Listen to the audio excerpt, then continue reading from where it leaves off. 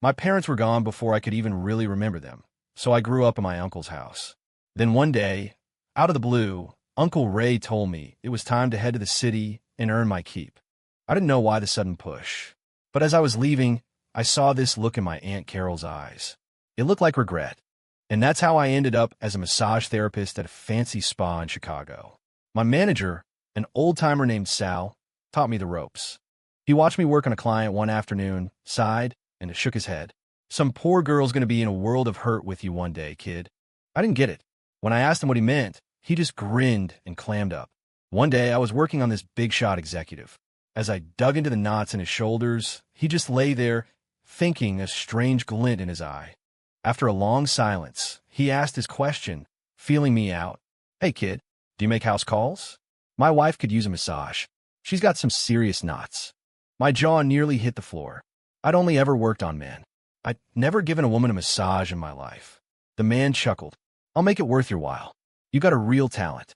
My wife has chronic bursitis in her shoulder. Give it a shot. If you can help her, I'll give you $10,000. My mouth went dry. 10 grand? That was more money than I'd ever seen in one place. How many backs would I have to break to earn $10,000? So that night, I went home with him. I had no idea that from that evening on, my entire life was about to be turned upside down. The man's name was Victor Blackwood. He was in his 40s, tall, handsome, and carried himself with an air of effortless power. I sat in his sleek Mercedes as we drove to a gated community on the North Shore, the kind of place I'd only ever seen in movies. The inside of his mansion was dripping with luxury. Every detail, from the marble floors to the art on the walls, screamed wealth. I followed Victor, my head on a swivel, feeling small and out of place. Good Lord, the biggest house back in my hometown wouldn't have fit in his garage. When we entered the living room, an elegant, poised woman was sitting on a plush white sofa. She lifted her eyes, and her gaze landed on me. In that instant, I felt like I was pinned under a spotlight. An invisible pressure settled over me, and I shifted uncomfortably on my feet. Her eyes held a kind of aristocratic coolness that made me feel utterly insignificant. She narrowed her eyes, studying me as if trying to see right through me. The intensity of her stare made the hair on my arms stand up. I didn't know what to do with my hands. Victor, sensing the tension, quickly stepped in with a smile. Eleanor, darling, this is Caleb. I met him at the club. They call him Mule. His massage technique is incredible. I thought he could help with your shoulder.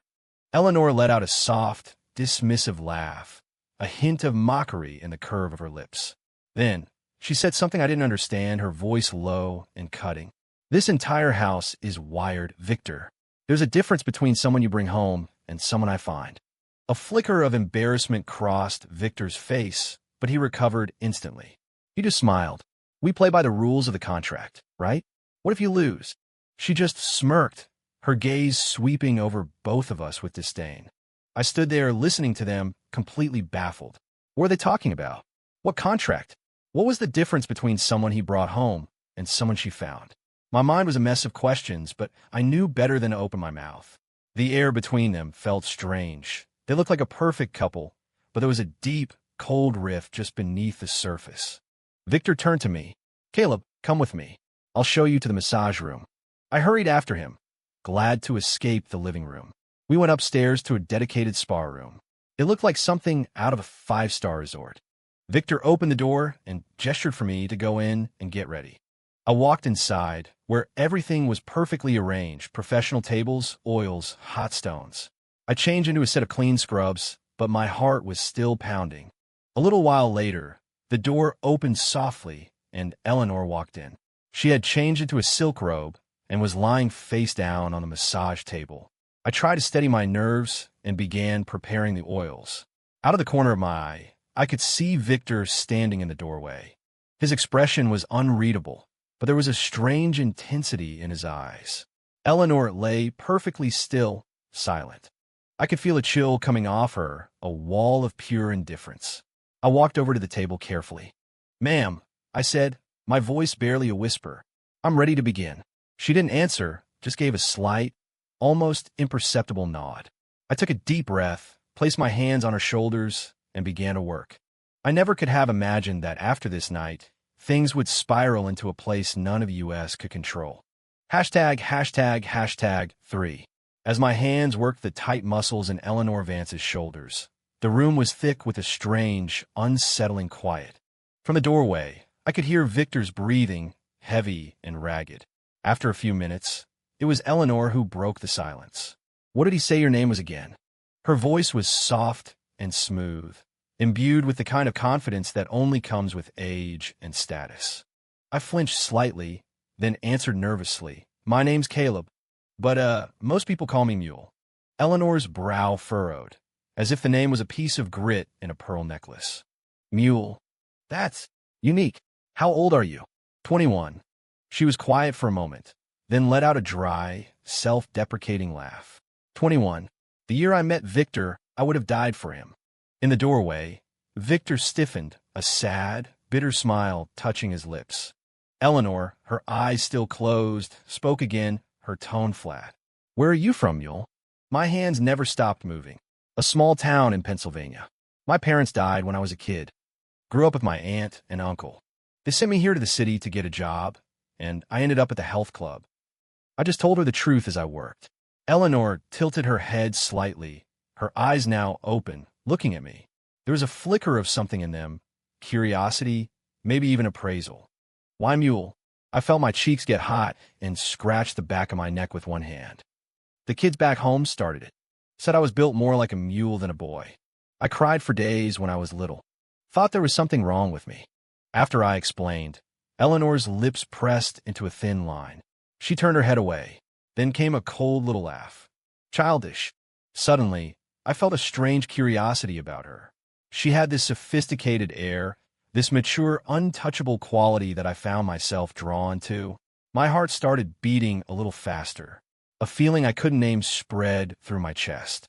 Hashtag 4. Trying to break the awkward silence, I took a risk. "Earlier, I overheard you and Mr. Blackwood. You mentioned a contract." Eleanor glanced toward the doorway where Victor stood, then let out a cold laugh. "Oh yes, we have a contract. The first one to be unfaithful loses everything. We have hundreds of millions in shared assets. To get his hands on it. Victor hasn't touched me in over a year." She paused, then added, "And I have my own people watching him. This marriage has become a game of chicken. We're just waiting to see who swerves first." At the door, Victor sighed heavily and turned, walking away. Eleanor said it all so casually, but I was frozen on the spot. I was stunned.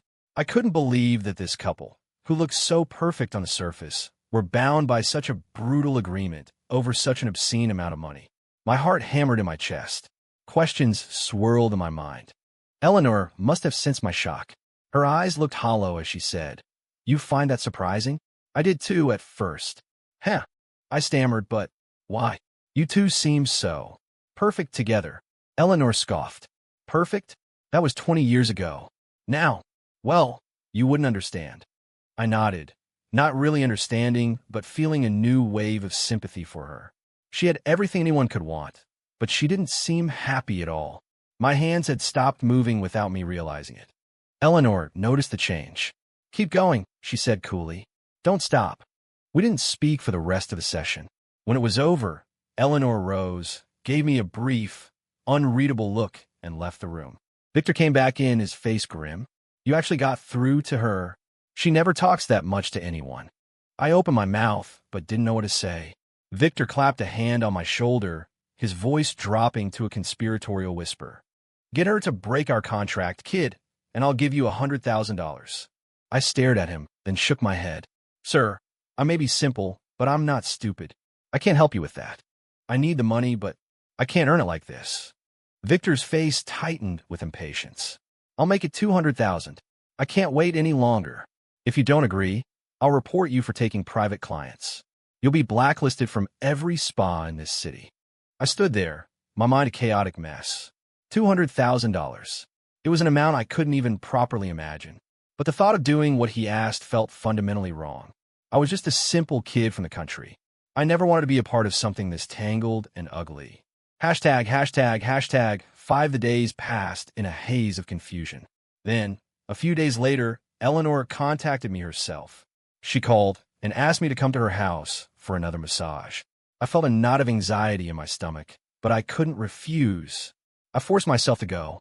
When I arrived at the mansion, she was sitting on the sofa in the living room, looking as elegant and serene as ever. She saw me and nodded slightly, gesturing for me to follow her to the spa room. We walked in silence, but I was intensely aware of her presence, of that captivating aura she carried. Once in a room, I began the massage. She lay on the table, eyes closed, seemingly lost in a moment of peace. I tried to calm myself to focus only on my work, but Victor's offer echoed in my mind, making me deeply uneasy. As if reading my thoughts, Eleanor's voice, soft and lazy, broke the silence. There's a reason Victor chose you. You look so much like he did all those years ago. He thinks I have a soft spot for it. Hearing her voice like that, so close and intimate, made my heart skip a beat. It was a strange, thrilling feeling I'd never had before. Eleanor glanced back at me, a playful, knowing look in her eyes. My face flushed a deep red, and I quickly took a step back. I'm sorry. She sighed, a sound of weary resignation. Suddenly, her brow furrowed, and a low moan of pain escaped her lips. I jumped. What's wrong? Her face was pale, beaded with sweat. She spoke weakly. I'm suddenly so dizzy. I panicked. I helped her sit up, her body limp and heavy in my arms. Finally, I just scooped her up, carried her out of the mansion, and flagged down the first cab I saw, telling the driver to get to the hospital fast. After running some tests, the doctor came out. The patient suffers from vertigo. She's also been taking far too many sleeping pills. She needs to stop immediately. It's extremely dangerous. I breathed a sigh of relief. After helping a nurse get Eleanor settled in a private room, I stood by her bed. Looking at her pale face, my chest felt tight with a strange ache. She managed a weak smile. It's nothing. Look at you, making such a fuss. I clenched my fists. Why are you taking so many sleeping pills? Eleanor pursed her lips and stared out the window. They say marriage is the tomb of love, she said quietly. He didn't want to be buried, so I guess I volunteered. I just stood there completely lost. I had no idea what she meant. #6 during Eleanor's time in the hospital. Victor never showed up once. I stayed by her side the whole time. I brought her water, fed her meals, and helped her freshen up. I didn't know what I was doing, but I did my best to take care of her. Sometimes I'd catch her watching me as I bustled around the room, a complicated, unreadable expression in her eyes. A few days later, I arrived at the hospital early like usual, ready to help. I had no idea a storm was about to break over our heads. I was taking a break in the hospital waiting area when I overheard two nurses talking nearby. Did you see the story on TMZ? The CEO of Vance Holdings getting carried around by some young stud. They look pretty cozy. Cozy? She's married. The lives of the rich are just insane. A sick feeling coiled in my gut. My heart began to pound. I pulled out my phone, opened a browser, and froze. There it was. A picture of me carrying Eleanor out of her house, plastered all over the internet. The comment sections were cesspool. People were calling me a homewrecker, a gold digger. The viciousness of the words was shocking. I felt sick and wronged. I just sat there numb. But when I walked into Eleanor's room, she was unnervingly calm. She saw me and offered a faint smile. Mule, you're here. Her voice was quiet but held a note of relief. I opened my mouth to say something, to apologize, but no words came out. Eleanor seemed to read my mind. She shook her head gently. Don't. I already know everything. She looked at me, her gaze layered with complex emotions. Victor must have leaked the photo. He wants to crucify us both publicly. Let them say what they want. I don't care. All I know is that if it wasn't for you, I might not be here right now. Thank you, Mule. My eyes widened. Victor released the photo? How could he be so cruel? How could anyone do that to their own wife? Just for money? After a moment, Eleanor looked at me and said, Mule, take me to my old university. I want to walk around the campus. I hesitated, then nodded. Carefully, I helped her out of the bed, and we left the hospital. We went to Northwestern University, where Eleanor had gone to college. Walking onto the campus, an air of nostalgia seemed to hang in the autumn air. Eleanor's eyes were filled with emotion as she walked slowly, as if retracing the steps of a ghost. I followed silently. not wanting to disturb her memories. Back then, Victor and I were your age, falling in love right here on this campus. Her voice was soft, laced with a gentle sorrow. I thought we'd be together until we were old and gray. I never imagined it would come to this. A profound loneliness shadowed her face, and it made my own chest ache. We ended up by a small lake on campus. Eleanor sat on a bench, staring out at the water. The sun lit up her features, but couldn't hide the deep-seated weariness in her eyes. I stood beside her, unsure of what to say. After a long time, she turned to me. "B1." I looked at her, confused. Eleanor gave a bitter smile.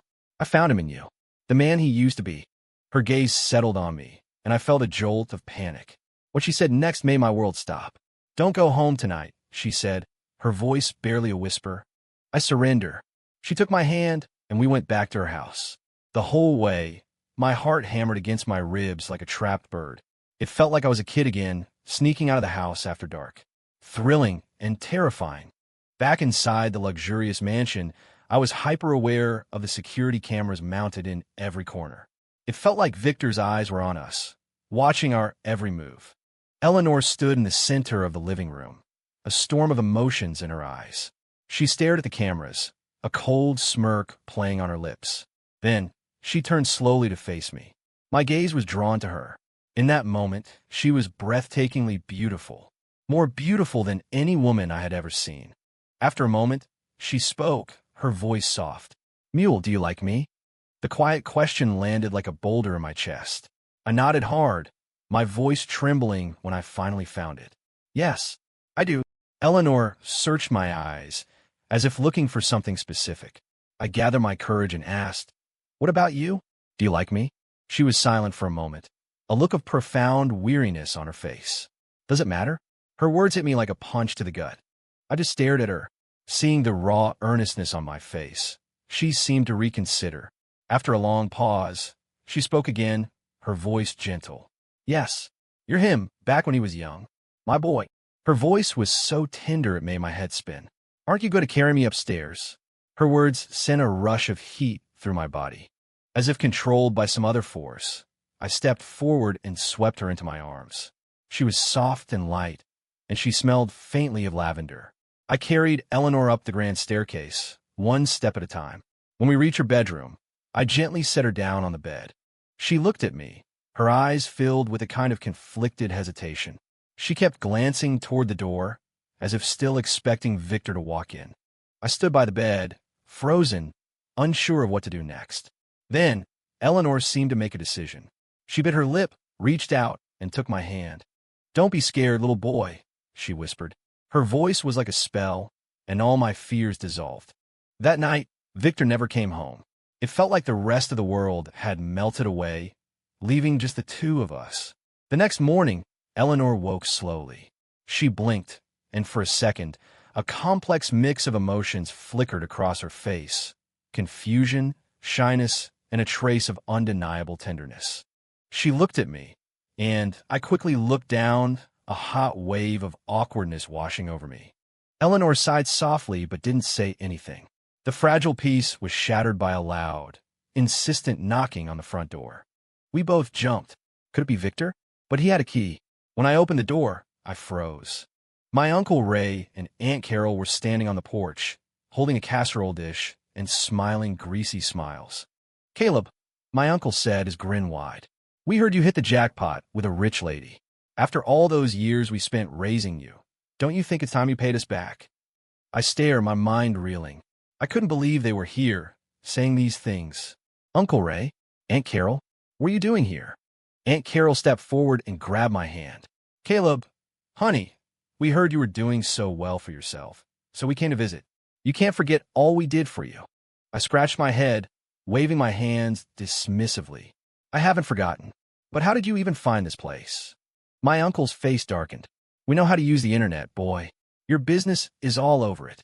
We found the address easy enough. What's that look for? You're not happy to see us? We raised you, and now that you've made it, you're just going to cast us aside." "No, that's not it," I said, shaking my head. "But I'm just a massage therapist. I don't have any way to help you." Aunt Carol sneered. "A massage therapist who carries her around like a bride? Don't play dumb with us. You hit the big time and forgot where you came from. We don't need much, just enough to live comfortably." They wouldn't listen to a word I said. They started raising their voices right there on the doorstep. The commotion brought Eleanor downstairs. She took in the scene, her eyes cold with confusion and annoyance. "Who are you?" she asked, her voice like ice. My aunt and uncle immediately switched to fawning smiles. "Ms. Vance, hello. We're Caleb's aunt and uncle. We raised this boy. Now that he's doing so well, we just wanted to check in. I guess that makes you our niece-in-law now. All in the family." Eleanor's gaze dropped to the casserole dish, then back to their faces, a flicker of disgust in her eyes. "You've seen him. Now you can leave. You're not welcome here." Aunt Carol's smile vanished. "Now, hold on a minute, Ms. Vance. You can't do that. We raised him.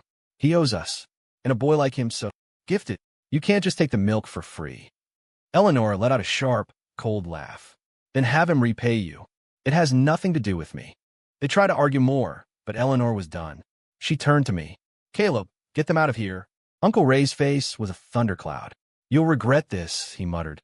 He and my aunt turned to leave, but Aunt Carol shot me one last, strange look I couldn't decipher. When they were gone, Eleanor turned to me, her eyes completely devoid of warmth. "Let me be clear, Caleb. You're a massage therapist. Know your place. Don't think that because of last night you get to ask for more.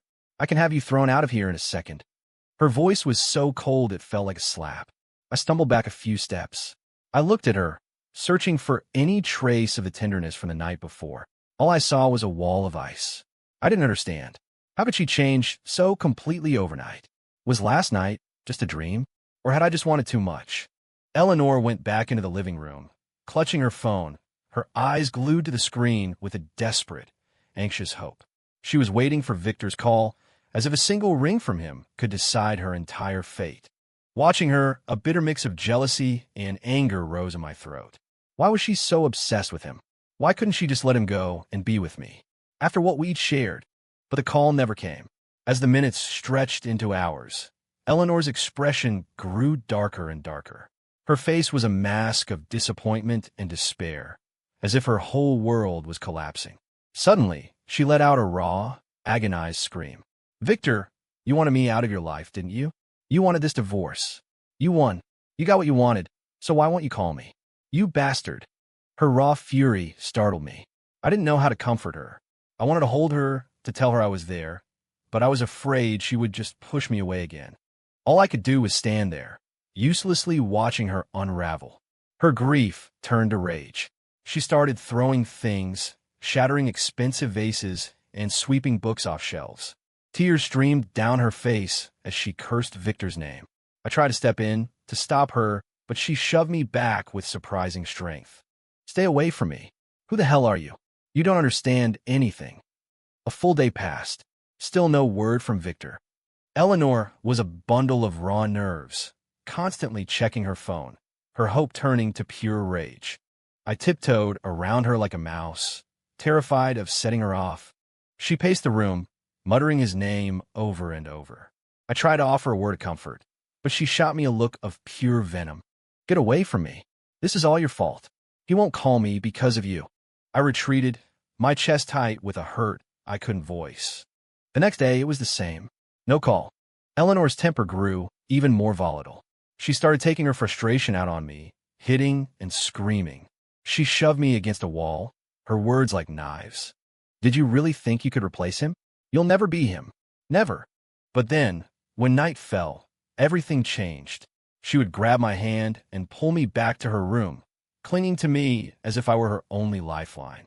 Her eyes, which had been so full of hate hours before, were now filled with a desperate, passionate need that I couldn't resist. "Mule," she'd whisper, her voice soft and pleading. "Hold me. Don't leave me." Her sudden shifts left me dizzy and confused, but I couldn't deny her. We held each other in the darkness, the anger of the day forgotten, or at least postponed. In those moments, I could feel the depth of her pain and conflict. She loved Victor, but she couldn't stand his coldness. And I was her weapon of revenge, her source of comfort, her substitute. Just when I thought things couldn't get any more complicated, a new photo appeared online. It was a candid shot of Eleanor and me, clearly taken by a telephoto lens. But what was truly horrifying was the caption written by my aunt. That boy Caleb was always a handful, built different from the others, if you know what I mean. No wonder some rich lady with a wandering I would snatch him up. The post exploded. The internet unleashed a tidal wave of filth. This guy is clearly just a boy toy sleeping his way to the top. Disgusting. And she's blind to fall for it. It's the real-life story of a gold digger. He'd sell his soul for $1. She's no better. A married woman messing around with some young punk. No shame. She must have been desperate to hook up with trash like that. Pathetic. The comments were vile, a bottomless pit of judgment and hate. I felt a surge of panic. I wasn't worried about myself, but I was terrified that my presence was destroying Eleanor's reputation. I regretted everything. I frantically called my uncle. The second he picked up, I blurted out, "Uncle Ray, you have to take that post down. I don't care about me, but you're ruining her." His voice was dripping with contempt. "Take it down? Not so easy, boy. You land in a pile of money, and suddenly you're too good for us? We worked our fingers to the bone raising you. $1 million. Otherwise, that picture stays up forever." I was furious. "You can't do this. Her money is hers. It has nothing to do with me. I'll pay you back for raising me. I swear. I'll come back home right now and take care of you for the rest of my life." He hung up on me. I immediately called my aunt. She answered with a sickeningly sweet voice. "Caleb, honey, don't be mad at your uncle. Tell you what, let's meet up and talk about this in person. Some things are better said face to face." I was confused. What is there to talk about? Just take the picture down. Her tone turned suggestive. "Oh, Caleb, you're still so young. If we talk in person, we might find a better solution. Besides, Annie has a few things to tell you. Things only you would understand." A chill went down my spine. I knew what she was implying, and it made me feel sick. I didn't go to meet her. I just paced the room, my mind racing. Through it all, Eleanor seemed completely unfazed. She read the horrible comments with a cold, detached smile. "Let them talk," she said. "It doesn't matter. Victor doesn't want me anymore anyway." I opened my mouth, wanted to scream, but I do. But what was I, really? Even I didn't know the answer to that anymore. And then, one day, the story came to an end. Victor posted a photo of a divorce certificate online. In the accompanying statement, he announced that he and Eleanor had been divorced for some time, that he was the party at fault, and that he was therefore forfeiting all marital assets. He ended by politely asking the public to leave us in peace. When Eleanor and I saw it, we both stared at the screen, unable to believe our eyes. Eleanor's hand trembled as she held her phone, scrolling back to the picture of the certificate again and again. Her eyes were wide with shock and confusion. How is this possible? This has to be fake. How could he? And he'd given up everything? What was he playing at? Just then, a man in a sharp suit arrived at the house. He was a lawyer. He held a notarized document in his hand. He approached Eleanor and presented it to her. "Ms. Vance, this is from Mr. Blackwood. It's a legal transfer. He has left his entire estate to you." Eleanor took the document, her hands shaking violently. She scanned the contents, her face growing paler with every line. What is going on? Why would he do this? The lawyer sighed. "Mr. Blackwood didn't want me to tell you this, but I feel you must know. He's in the ICU. He doesn't have much time left." The words hung in the air. Eleanor and I were stunned into silence. Her body swayed, and for a second, I thought she was going to collapse. "What do you mean?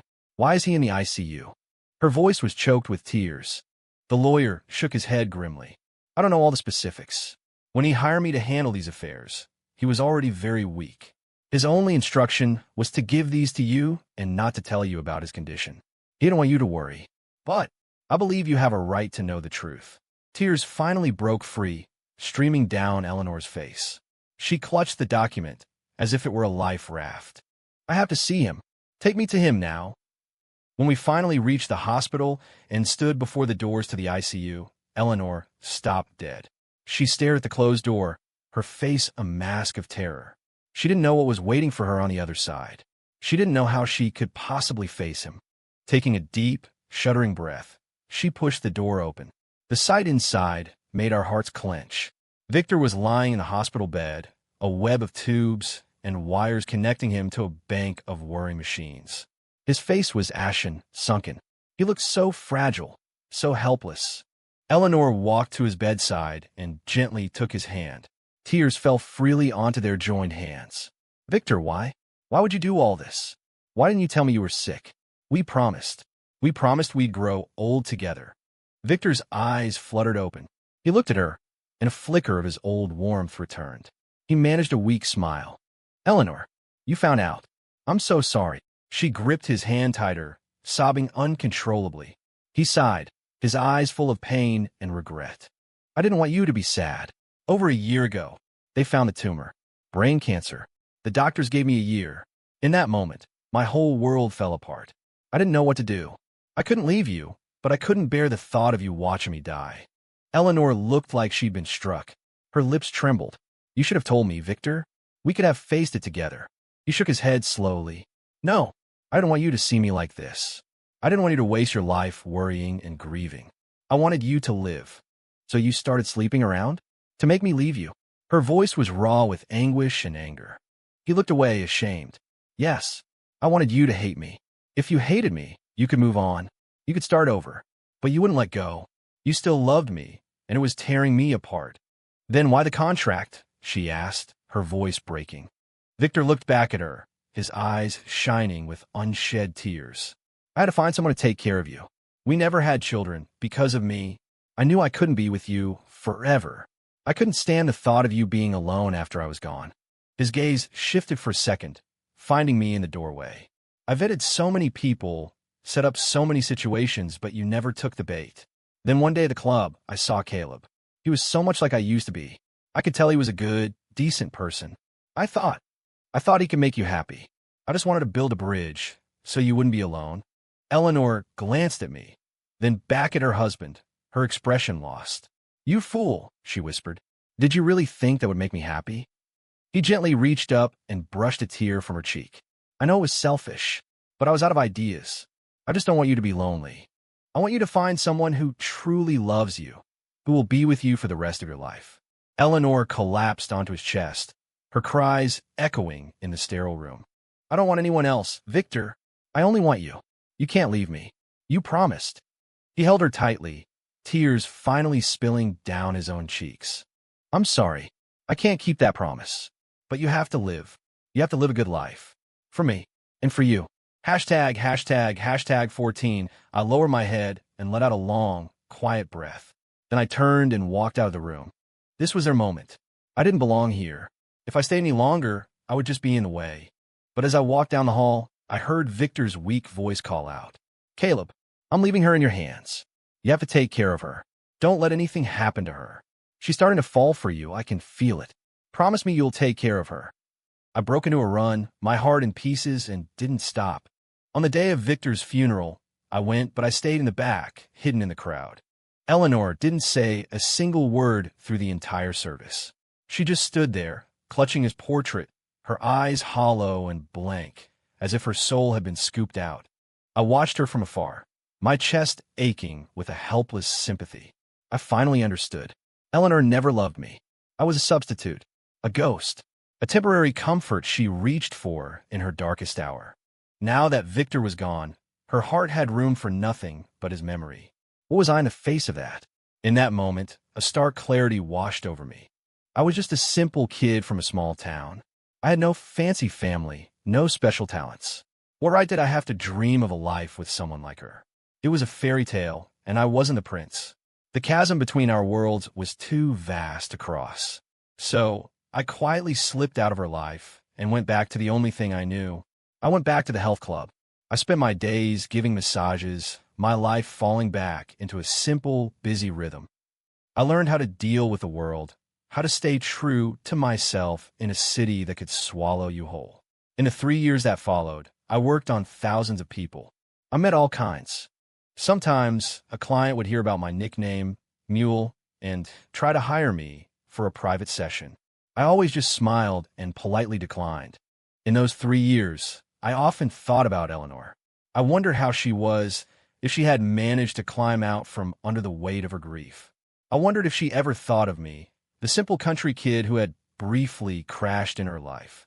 But I never tried to find out. I was afraid of getting pulled back into that emotional vortex, of reopening a wound that had finally begun to scar over. Then one day, 3 years later, I was working my shift like any other. Sal, my manager, came up to me. Mule, he said, got a client in room 3. She's asking for you by name. I nodded, grabbed my kit, and headed upstairs. I pushed open the door to the private room, and my heart stopped. A woman was lying on the table, her back to me. The silhouette was familiar. My hand trembled as I walked slowly toward the table. Hearing my footsteps, the woman turned over. She looked at me, and a small, sad smile touched her lips.